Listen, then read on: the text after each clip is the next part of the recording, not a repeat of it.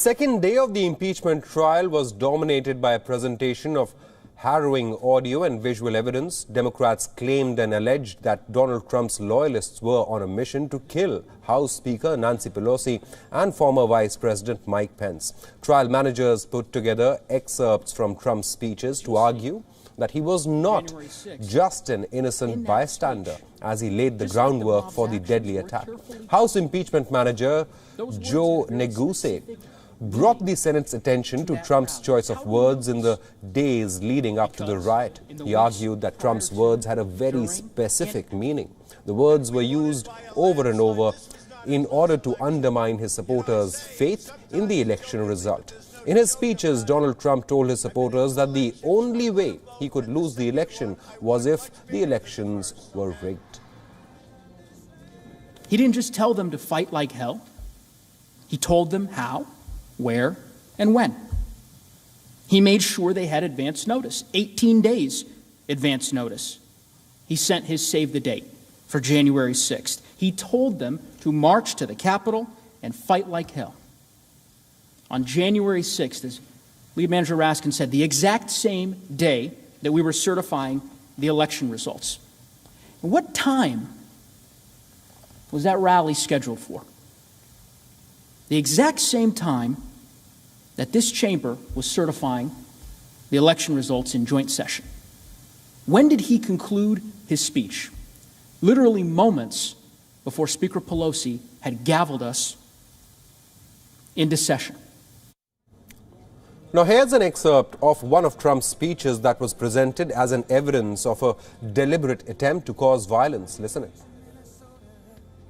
You will not let them silence your voices. We're not going to let it happen. Not going to let it happen.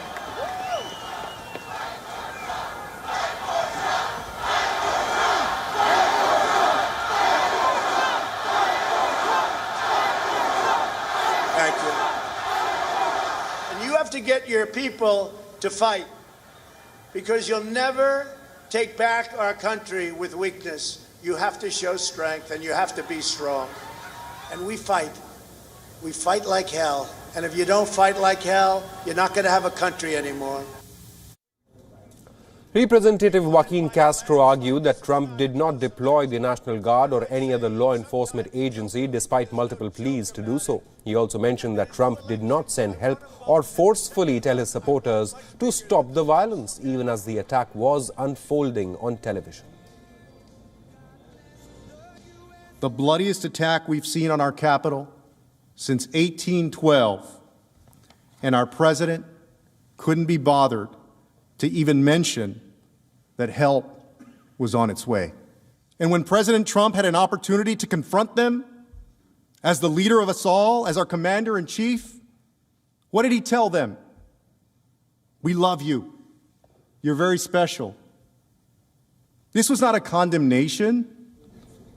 9 Democratic House members who are acting as prosecutors accused Donald Trump of encouraging his supporters to block the peaceful transition of power. The leader of prosecution, Representative Jamie Raskin, said that Donald Trump acted as an inciter-in-chief. He said that the attack on U.S. Capitol was the worst violation of the presidential oath of office in the history of the United States of America.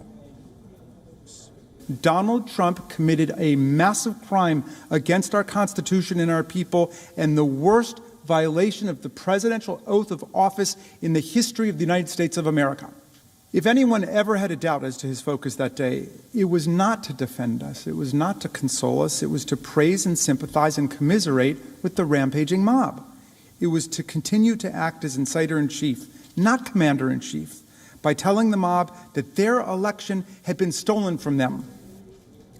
Meanwhile, according to a poll, only half of Americans think that Donald Trump should be convicted in the Senate impeachment trial. The poll was conducted after the first day of the proceedings. 47% of the respondents said that Donald Trump should be convicted.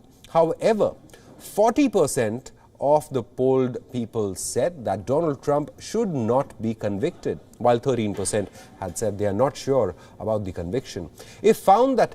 It also found that 71% of the respondents said that they were paying for either a lot or they were paying either a lot or some sort of attention on this trial, while 29% said that they were paying little to no attention to this trial of Donald Trump.